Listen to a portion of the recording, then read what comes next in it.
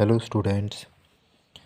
So let's move to our next segment of profit and loss series, which is third type questions. Okay, I am writing here third type. ठीक है, तो हम third type के कुछ question हैं, उनको कैसे अटैम्प्ट करेंगे वो देखिए। सबसे पहले शुरुआत करते हैं क्वेश्चन से। So the question is, the profit for selling a radio at 760 is same the loss at selling 540 means जो प्रॉफिट है कितने प्राइस में उसको 760 में बेचने में वो किसके इक्वल है, वो किसके इक्वल है, वो है लॉस के कितने में जब उसको बेचता है 540 में। ठीक है, सो बेसिकली जो क्वेश्चन हमसे कहना चाहता है कि जो प्रॉफिट है वो किसके इक्वल है, वो लॉस के इक्वल है। ठीक है, तो प्रॉफिट का फॉर्मूला क्या है, S P minus C P. इधर से देखिए लॉस का फॉर्मूला क्या होता है, C P minus S P.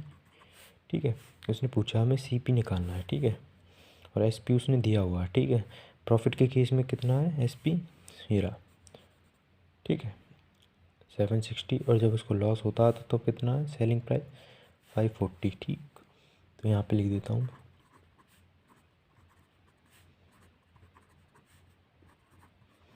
ठीक है। अभी इधर आएगा तो ये प्लस का हो जाएगा,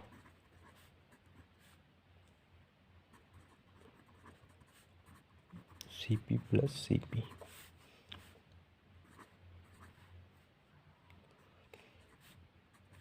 टू सी पी। ठीक है, तो सी पी आ जाएगा आपका ये। तो टोटल जब हम इसे सॉल्व करेंगे तो आएगा ये 650। ठीक है, देखिए ये तो था बेसिक से कि हमने क्वेश्चन को समझा और फिर किस तरह से हमने इसको अटैम्प्ट किया। ठीक है, लेकिन आप इसको डायरेक्ट भी कर सकते हैं अगर आप थोड़ा सा ध्यान लगाए कि इसमें क्या है कि जो दोनों सेलिंग प्राइस है वो हमने ऐड किए हैं। ठीक है, तो इसका जब भी आपको इस तरह क्वेश्चन आए जिसमें प्रॉफिट है वो लॉस के मतलब इक्वल दे रखा है, किसी भी एक अमाउंट पे दो अमाउंट दे रखी हैं कि इस अमाउंट पे उसको सेल करता है तो उसे प्रॉफिट है वो उसका इक्वल होगा लॉस के जब वो उसे इतने प्राइस में सेल करता है। ठीक है, तो जो थर्ड टाइप के क्वेश्चन है उसमें इस तरह के क्वेश्चन आएंगे। ठीक है, तो जो उसका फॉर्मूला है वो होता है C P is equal to S P, मतलब कि वन कह सकते हो या फिर इन केस ऑफ प्रॉफिट, और S P in case of loss या फिर 2। ठीक है, बाई 2। तो इस तरह से आप लिख सकते हो कि S P plus S P by 2। ठीक है, तो ये है, या आप इसको कह सकते हो सिंपल या फिर शॉर्ट ट्रिक। ठीक है, जो भी आपका मन हो। ठीक है,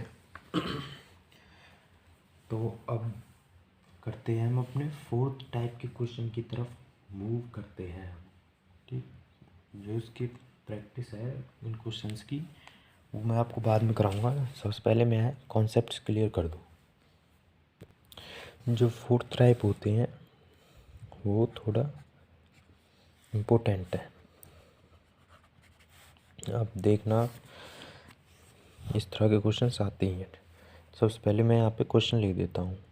देखिए क्वेश्चन क्या कहता है, if the cost price of 12 pence is equal to the selling price of 8 pence means जो सेलिंग प्राइस है मतलब नहीं, जो कॉस्ट प्राइस है मतलब जो खरीदने की जो मूल्य है वो 12 पेंस का, वो किसके इक्वल है, बेचने के मूल्य के कितने 8 पेंस के।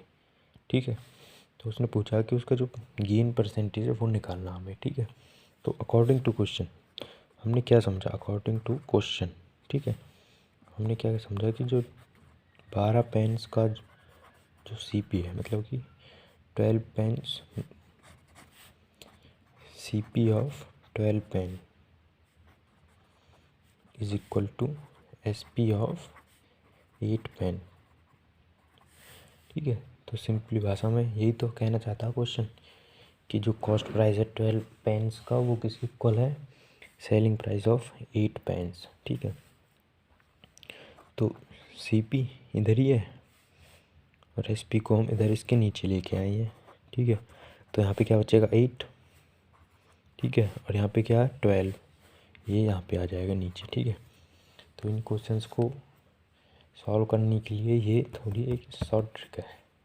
ठीक है, अब आप देखिए CP माइनस SP मीन्स इसको हम सिंपल भाषा में ऐसे भी लिख सकते हैं कि जो इसका जो SP है वो है 12, ठीक है, और CP है वो है 8। अब आप देखिए सेलिंग प्राइस है 12 रुपये, कॉस्ट प्राइस है 8 रुपीज़, तो क्या होगा उस केस में प्रॉफिट होगा।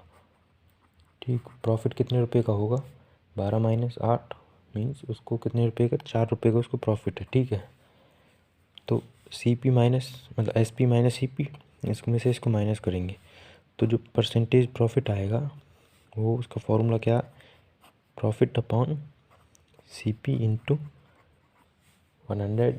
सिंपल है, पहले बताया हुआ था आपको। ठीक है, प्रॉफिट परसेंटेज का फॉर्मूला ये है।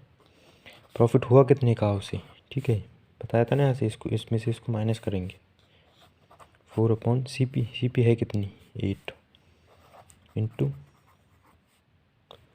ठीक है, प्रॉब्लम नहीं है, इसको काट दीजिए, इसको 2, ये आ गया 50। तो जो उसका प्रॉफिट परसेंटेज आएगा ना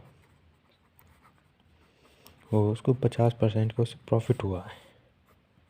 ठीक है, तो जो इस तरह के क्वेश्चंस होते हैं वो आपके आते हैं थर्ड टाइप में।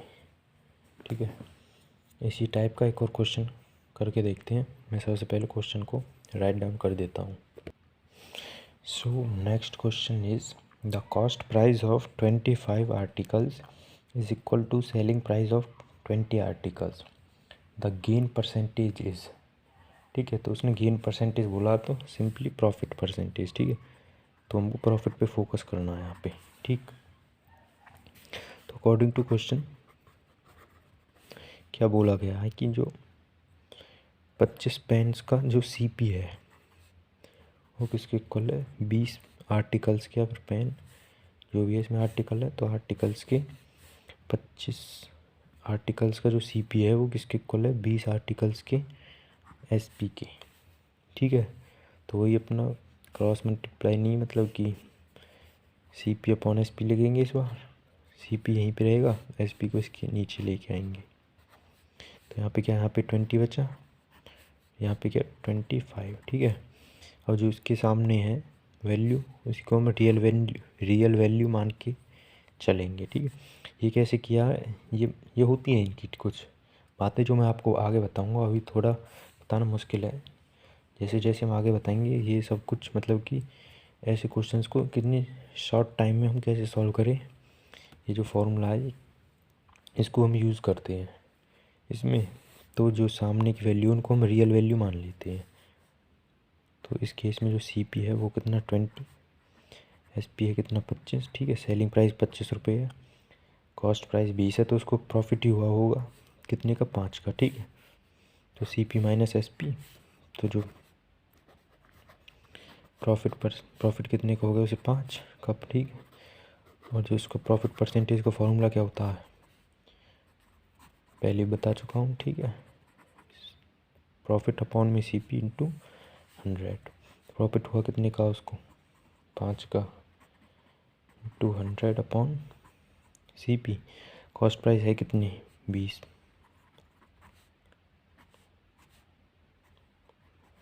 तो उसको प्रॉफिट परसेंटेज हो गया उसका 25। ठीक है, तो ये है फोर्थ टाइप हो गया। अब रह गया आपका फिफ्थ टाइप, और अब बस आपकी रह गई हैं फिफ्थ टाइप और सिक्स्थ टाइप। ठीक है, फिर उसके बाद हम करेंगे कुछ डिफ़िकल्ट कह सकते हो आप, या फिर जो मिसलेनियस होती है। ठीक है, वो करने बहुत ज़रूरी है, क्योंकि पता नहीं है कौन सा क्वेश्चन कितना हार्ड आ जाए, उसको कोई प्रॉब्लम नहीं। ठीक है, उसके बाद हम करेंगे मिसलेनियस क्वेश्चंस, देन उसके बाद हम करेंगे बहुत सारी प्रैक्टिस, हैंड रिटन नोट्स आपको डिस्क्रिप्शन बॉक्स में मिल जाएंगे जितने भी हैं, बहुत ही मतलब कि टेबल चार्ट बने हुए, बिल्कुल आपको बिल्कुल अच्छे से समझ में आ जाएगा कि माइंड मैपिंग कैसे करनी है, मतलब अपने दिमाग में कैसे सेट करनी है, सब कुछ फॉर्मूले वगैरह हर तरह से, ठीक है। बहुत ही अच्छी नोट्स हैं, वो आप डिस्क्रिप्शन सेक्शन में जाइए, वहाँ पे मिल जाएगा आपको। बाकी की वीडियोस देखिए आप, और भी अगर आपने मिस की है फर्स्ट सेकंड टाइप की, वो देखिए आप। और हैंड रिटन नोट्स मैं आपको दे दूँगा। रीजनिंग कि आपको दिक्कत लेने की ज़रूरत नहीं है। अगर आप रीजनिंग करेंगे तो उसमें कोई प्रॉब्लम नहीं होनी चाहिए आपको। मैं अच्छे से अच्छे मेथड यूज़ करूँगा, बहुत ही सिंपल मेथड, जिससे आपको बहुत ही अच्छे से रीजनिंग आ जाए, ठीक है। So that's it for today. मैं आपको मिलता हूँ नेक्स्ट वीडियो में, तब तक के लिए टेक केयर, बाय।